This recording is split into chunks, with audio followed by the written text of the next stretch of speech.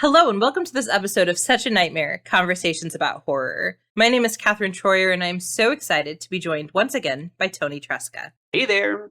This is a podcast where the horrifically nerdy meets the terrifyingly academic, as we explore that fine line between the horrific and the horrible. Each episode looks at a specific horror text that is for better or worse, giving us nightmares. And we're so excited to have you join us today for our conversation about 1994's Leprechaun 2.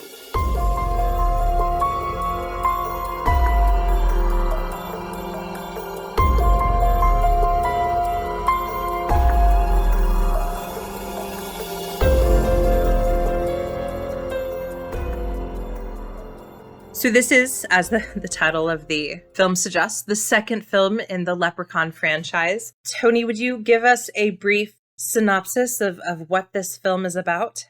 Absolutely. So we kind of start in the before times, 1990s Ireland, to be exact, where we're following Leprechaun Lubden, who's celebrating his 1,000th birthday, which is fittingly on St. Patrick's Day. And we learn through some complicated exposition lore that on this day, this leprechaun gets to choose a bride, and there's like a lore built in that as long as this leprechaun says "God bless you" after this wife sneezes 3 times, he gets to have this bride. But he captures a servant that's his daughter. So he foils the plan. Movie sets in motion. He has to wait another 1,000 years for his next 1,000th birthday to find a bride. And that is kind of the cold open. And then we drop to kind of present 1990s Los Angeles, where we're following Cody, who's working with his uncle Morty, doing these hockey tours to tourists that they're just shuttling people into. And he has this girlfriend, Bridget, who he kind of abandons early on because his uncle has a big old drinking problem. And so he has to go do the dark tour. And that kind of sets us in motion for when the leprechaun shows up and leprechaun shenanigans start ensuing, because as you may have predictably imagined, the leprechaun has his sights set on Bridget. So Cody and Uncle Morty have to step in to kind of fight back and go to his leprechaun lair. Ah, yes, the leprechaun lair. Yeah, so even in your description, right, there's so much of this film that is hitting the familiar beats of 1990s and 1980s horror, right? We have our cold open, we have quirky, weird characters that don't even remotely exist in the real world, but somehow, if your knowledge of the real world was only based on 80s and 90s horror, you would just assume there's a lot of weird folks out there. We have the younger folks that we can follow. We have inappropriate patriarchal authority figure, and then leprechaun shenanigans. But despite that, so yeah, would you tell people what you told me about what you rated this on Letterboxd, because it cracked me up how you said it? I ended up giving this film 3 out of 5 stars, but with a heart next to it. Because on Letterboxd, you can either choose to love a movie or you can not love a movie. And so, while this movie, there were moments that I wasn't as into, I was always having a pretty good time, which is distinctly different from my reaction, as listeners may remember, from my reaction to the first Leprechaun, the first entry in this franchise. I mean, my expectations for this film were rock bottom after seeing the first Leprechaun film. I understood through our conversation and some of the criticism you brought in the film's cultural significance, and I could even understand, because of its connection to holidays, why it got so big. But I could not for the life of me understand why anybody actually would like that first film. However, after seeing Leprechaun 2, I'm beginning to understand how someone might be into this franchise, because if it continues getting weirder and wackier and more lore, weird lore heavy like this one, I'm kind of into this. I'm kind of into this universe. I'm kind of into the more grounded human characters and the more campy Warwick Davis performance as the Leprechaun. So yeah, that was kind of my initial rating and reactions. Yeah, I think that's an accurate description of my feelings as well. So Leprechaun, it kind of felt like they were coloring in a coloring book and they had about 24 colored pencils. And they were like, here it is. And you're like, yep, that's definitely a piece that you've created. And not bad, but you only had 24 colors and you used all of them, but it was real limited. Whereas it feels like Leprechaun 2, we've now gone up to like a 48 pack of colored pencils, right? It just feels richer and literally it feels more vibrant color wise. And it just feels like they had a bigger budget. Despite the fact that Jennifer Aniston is in the first one, I think the acting was better in this one. The script made a little bit more sense. And I think even putting it in the city as opposed to this weird placeless farm helped with some things as well. Yeah, you are right. It does have a bigger budget by about $500,000. So Leprechaun, the first Leprechaun, cost 1 million gold coins, and Leprechaun, the second Leprechaun, cost 1.5 million gold coins, which does gold coins does translate to US dollars. Yes, and that's a lot. That's certainly that's still a lot just for the average human today. It's a little less for the average film today, but for a low budget film, on times and a half your budget, because it's not only 500,000 more, right? It's half again as much of a budget and that I think you can see that in some of their set designs, certainly in the Leprechaun lair and some of that. But even just you and I were talking about some of the things that the cold opening offers in terms of cinematography and just some of the ways in which even in that cold opening, they're using the camera to tell the story in a way that I'm not sure the first one did as much, right? Through some of the shadow plays, one of the things you had mentioned that happens in the cold opening. Yeah, right away from like when I saw that opening, the opening kind of shot with it's a joke shot in which they kind of are using the shadow work to create the leprechaun being so much larger and luminous on the screen. And it was a simple thing, but I was like, oh my gosh, somebody actually thought about the framing and the camera work that was going to be used in this film and how to effectively tell this story and create this specific moment, which again, I couldn't say that same level of detail was put into any of the shots from the first film. And so I was like, right away, I was like, okay, craft wise, they're doing something a little bit more interesting here already right from the start. Particularly as well, they also had the budget to dress up and create a period cold open as well, which is much more extravagant and elaborate than what they had done in the previous film. Much more ambitious too. It's a bigger swing. Yes. And the film keeps on being thoughtful about its camera work throughout the duration of it. Sometimes, again, for sort of comedic horrific effect. There's a moment where we have sort of the POV and we're down low and there's heavy breathing and we assume that we're the leprechaun, but of course it ends up being the dog. But even some of the kills where they're strategic about what they do and don't show on screen, you can tell that they were mindful about actually more about like what can we do with our existing budget. And the one example I'm thinking of is the guy who has the hots for Bridget that's not her boyfriend, who thinks that he's getting to second base with Bridget, but really he's getting to second base with some circular saws. Ian.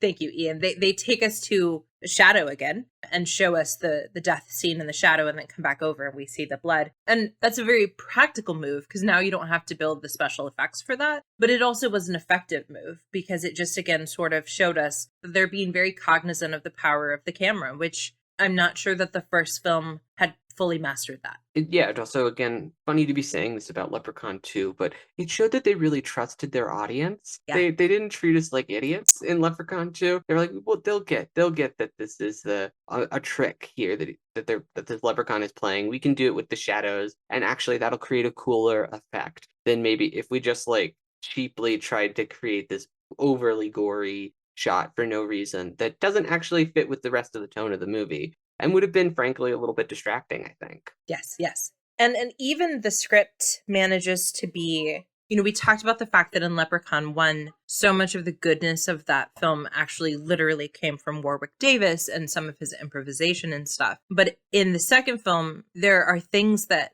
make sense narratively speaking only because they actually set it up earlier, right? And not just the like, hey, I'm going to come back and take your great granddaughter, but also, the bit with the chocolate coin as opposed to the actual gold coin. And yes. Although that's an insane scene that happens in the bathroom. Yes. If anybody came into a bathroom and was offering me chocolate candy at a urinal or otherwise, I would probably not accept, but you are absolutely right that they did set up and pay off. Yeah, it's a really weird scene, not only because, like you said, like first we maybe shouldn't be taking chocolate from, candy from strangers, but certainly not in a bathroom. There's also some weird things happening in terms of the camera work and even the sound design in that scene where it's very uncomfortable, right? Like you're not sure if the guy who gives the chocolate to the boyfriend is also an evil leprechaun, or if like there's something just really weird about the beat and the pacing of that scene that makes sure that you don't forget it, even if you forget it by the time he hands that chocolate piece. But at the very least, right, there's foreshadowing, which is not something that you always get in a horror film,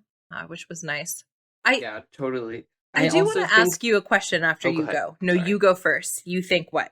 I also think that we briefly touched upon in our last conversation kind of the element of leprechauns are often used to kind of in like mythology terms symbolize greed and being a physical manifestation of that. And we really were struggling to kind of find those connections within Leprechaun, the first Leprechaun. We kind of found them. There is the gold present, although the human characters are not super overly greedy in that one. In this film, they do include, I think, the inclusion of Uncle Morty and kind of his kind of relationship to this leprechaun figure gets to that and allows them to kind of really drive home that those elements here that are a natural fit for the source material. Yes. And it's not just the thirst for money that they're finally leaning into. They're also leaning into, and I don't know when this tradition started necessarily, but they're leaning into the trickster aspect of the leprechaun as well. And, like for example, with Morty, when Morty's like, I'll release you, but you owe me 3 wishes. And then, he asks for the gold and then he gets the gold, but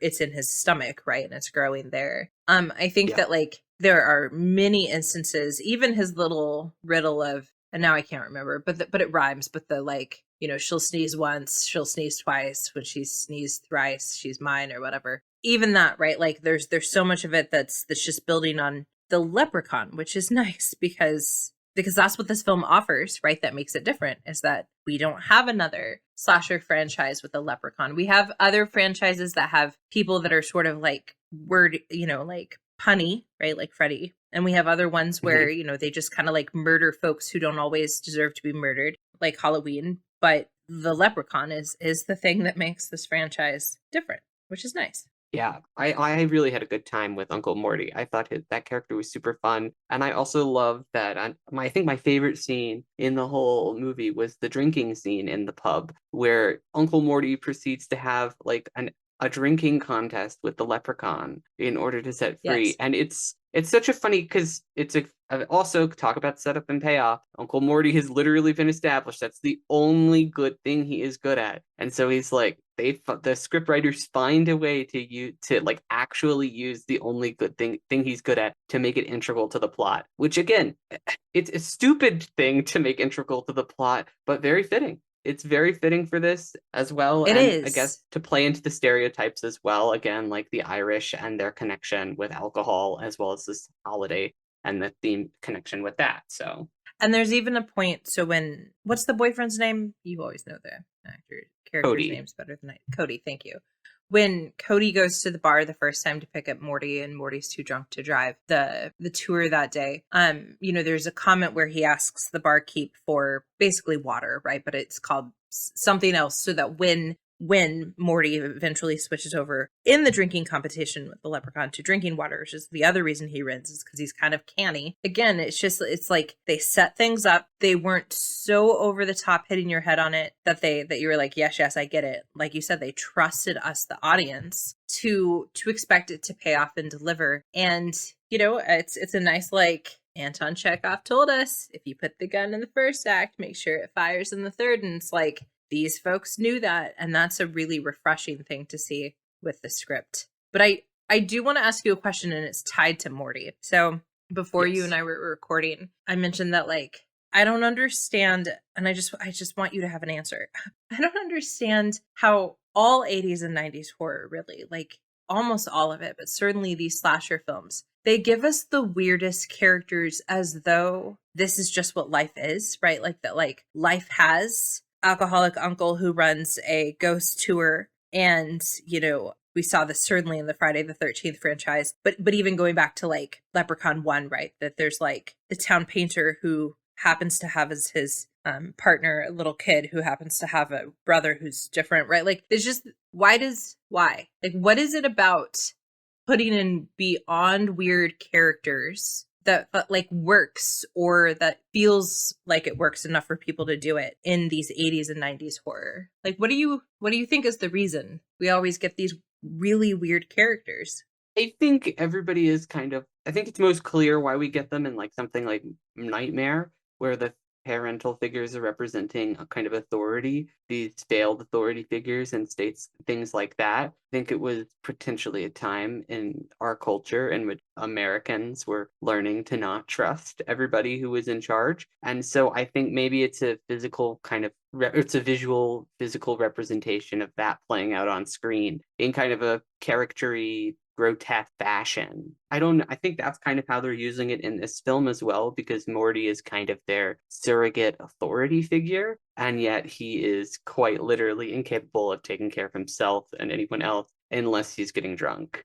That So makes I total think sense. it's not quite, again, it's not as like well done as like when they do it like when Wes Craven does it in the Nightmare franchise. But I think that's what they're kind of playing with here. I don't think that explains what was happening going on in the first Leprechaun, because those were just Right. that character was a bumbling fool for no practical good reason. That was so cartoonish. It felt like it really did. I guess it felt like something out of one of Mark Jones's original cartoons where he started. Whereas in this, I think there is kind of, particularly because of how he factors the greed element and his kind of primal desires factor in here. I think it's a little bit more subversive and interesting. I really like that. I really, really like your use of the word grotesque here, because I think that that's a perfect word to describe it, right? Because we've often, I think we use that term a lot more today to talk about like violence or physical gore types, things that are grotesque or things that are visually grotesque, but sort of at its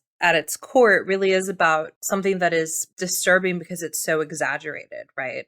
And of course, like gargoyles are a good example. And so if we have that as our understanding, right, that this film is giving us a version of reality that is so ridiculously characterized that it's grotesque, that makes a lot of sense. Thank you. You've solved a decades-long pattern of like why all the franchise do it, and they stopped doing it sometime around probably the early aughts, and they go into other patterns of character types, right? But like the 80s and 90s, you can just guarantee that you're going to have these really weird characters, like in that one Friday the 13th where there's that guy who like just really likes enchiladas enough so that he's Yeah. willing to eat like street enchiladas, like but if we're playing with that idea of the grotesque, that makes a lot of sense. Was there any scholarship on Leprechaun 2? Huh, I would not be shocked if not, because I there was on the not. behind the scenes end, I was having such trouble finding any information about it.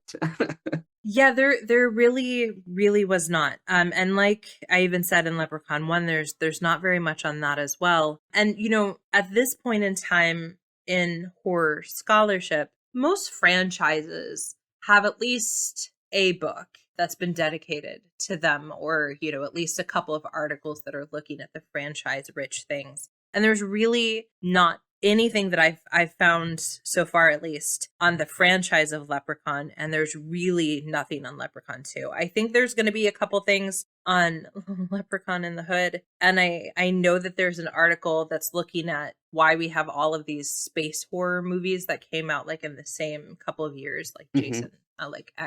Jason 10. But there's really not, and there's not even very much on leprechauns in horror, because I don't think, other than this franchise, I don't think it's necessarily something that comes up a super ton. Because I think people know that if you're doing a leprechaun horror film at this point, they're going to assume it's tied to the genre. Where I want to look next time, because I didn't really find anything that was pleasing me, but I want to do some more searches, is to go back to something you said at the beginning, that one of the things that this franchise is able to bank on is being a holiday horror film. And I think that that's really interesting. And, obviously that touches on one of my favorite topics about the carnivalesque. But I just think that that's another point of success for this film, is and another element of the grotesqueness, right? Because like you said, all of the drinking that Morty's doing is unacceptable except for on St. Patty's Day, right? Where it is Right. acceptable to be, drunk to the point of ridiculousness. And so I do think that there's some interesting things happening there. But yes, not really any scholarship on this one, which is not too surprising. No, again, that's not terribly surprising. Although I guess could be interesting to maybe have like a cultural anthropologist, maybe looking at this, particularly the opening sequences in its relationship to like where the actual lore of and legends of Mm-hmm. leprechauns is. Because the critique of the film, it does seem like the leprechaun can just do whatever the screenwriters feel like the leprechaun needs to do to advance the plot, which I'm not complaining much about because Warwick Davis is quite fun and delightful, but the powers are insanely inconsistent for this character, which in a way that's not quite true of other figures, particularly early on in the franchise. Like Freddy was pretty consistent with what he was able to do early on. Yes. Jason definitely went way off the rails pretty quickly, but those first two or three, he was a little bit more grounded in what he was able to do. And then like Mike Myers, fairly consistent until the new franchise when he's like a god. Yes. Yeah, you're right. Leprechaun 2 is jumping the shark a little bit sooner in that respect. And I don't know if it's because with some of the other franchises that you've mentioned, particularly Friday the 13th and Nightmare, we keep the same people, back end people, for at least the second film, right? So obviously Wes Craven is associated with the franchise kind of throughout, but even Sean Cunningham is really still in it in the second Friday the 13th. And so I wonder if that's part of it, right? That like now that we just have a completely new person, he's just like, whatever the spirit so moves me, that's what the leprechaun can do. I hadn't thought about that, but that might also explain why, even though this is a shorter franchise, it's going to go real off the rails much sooner because we're about to go real weird, I think, which is exciting. Yeah, absolutely. Because the first Leprechaun was written and directed by Mark Jones. So it really was his vision. Whereas in this particular film, Mark Jones only kind of comes back as a producer, which means he put his name on it. He Yep. approved it to go forward. He wanted to make some money. Warwick Davis quipped in an interview about this film one time that money was definitely the answer for why he did this film. Which that's not surprising. No. I guess maybe that increase in budget was to pay for Warwick Davis. Hey, if it was, that was money well spent. Because once again, Davis does a great job. In the same way that Robert England is in my opinion, Freddy. I think that you have to have someone who has comedic timing to play the leprechaun, especially because, at least in this film particularly, because there's this whole narrative about him wanting a bride. He's pretty rapey throughout the Yeah, film towards Bridget, and yet Davis had to be able to do it in such a way that we'd want to still hear him having his little like one-liners. And this is something that England also faced, because there are times that Freddy is pretty rapey as well, and that's a fine line to balance. But I think that once again Davis manages to do it. But you're right that there's a lot. Most of the other things about this leprechaun are pretty inconsistent, including just like how successful he is. Like if he's that good at mimicking and like creating a fantasy scenario to kill people, it just seems like, this should have been a much easier, like, did he really need a go-kart then? Couldn't he have just like, I don't know, made it happen easier? exactly. It's just like, and again, this was only something that struck me after I ceased watching the film, because I was having quite a bit of fun in the midst of Yeah. the film. Like again, I particularly the third act, when we kind of descend into the leprechaun lair, is very spooky and very silly fun. Yeah, so it ends in super affirmative fashion, with kind of tricking Ben with the gold coin, and Mm-hmm. then stabbing him with the stake, and two lovers emerge into the glowing light and share a kiss. So pretty Yes. firm, I guess, pretty affirmative ending wrap up. But in this case, I didn't really super mind it, since it was kind of touching No. on more like carnal elements of greed and things, stuff like that, rather than like just like, oh, some teenagers smoke weed in the woods, so they gotta die now.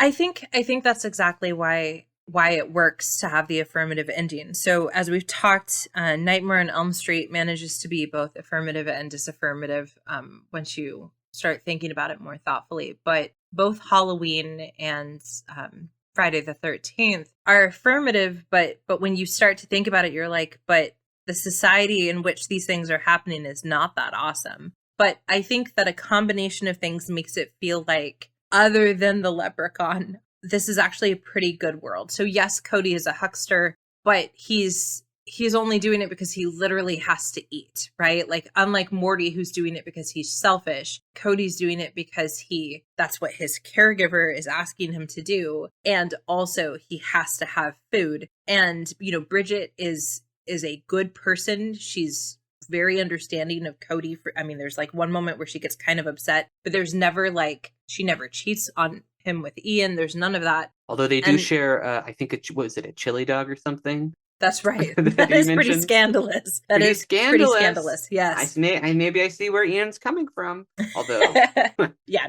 No. Well, he is a actually, little Ian's weird. interesting. Yeah, Ian's an interesting character because and I don't know how much the audiences of 94 would have felt about it, but 20 years later, 30 years later, it's not hard to see him in light of the nice guy sort of movement of, right, but I'm a nice guy, so don't I get to have whatever I want, including you. And so to me, right, he truly did deserve to just die in a way that the I'm having consensual relationships in other films, those folks died, but he deserved to die. Does Morty die? I can't remember. Oh yeah, he dies. Yeah, The gold, the leprechaun is like, all right, I'll help you get the gold out, and rips his stomach open. That's right.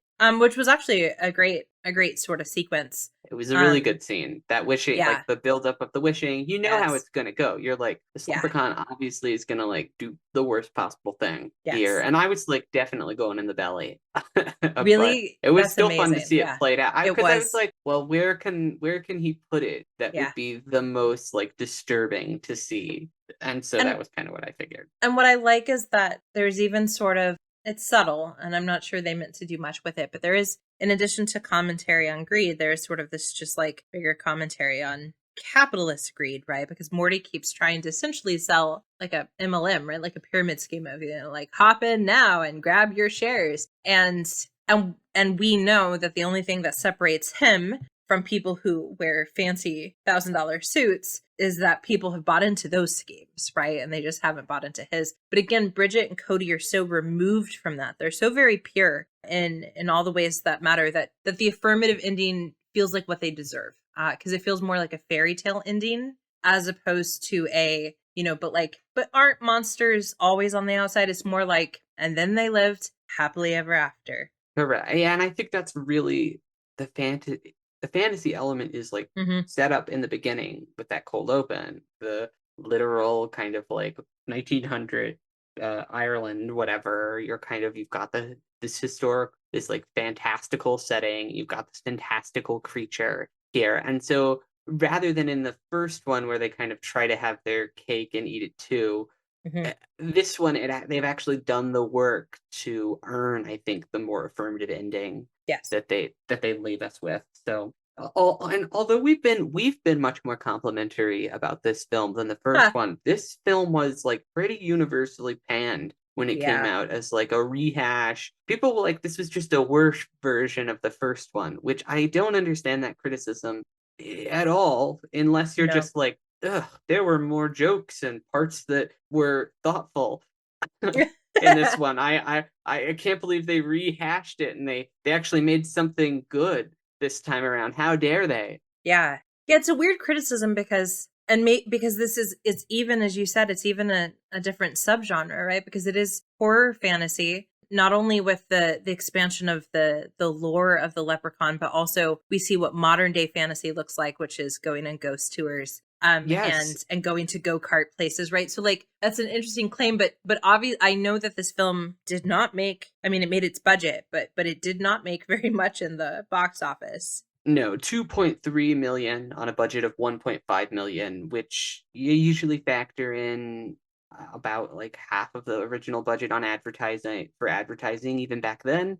And so like yeah, this movie probably didn't actually was not actually probably profitable, which would make sense why it was the final installment to receive a theatrical release until 2014 with Leprechaun's Origin when it comes back to theaters. Which I will be interested to see that one because I can't imagine that it deserves to be back in theaters, but we'll find out when Hey, we I get guess we'll there, I have to wait and guess. see. Yeah, because we're Yeah, gonna so work our way through, listeners. We're gonna we do it. are. Yes. And we will move to Leprechaun 3, which is, are we in the hood then? Is it time for the hood? I don't think so yet. I believe Leprechaun 3. Yes, it's also known as Leprechaun 3 in Vegas. Okay then. That's delightful. So we will be headed to Vegas shortly.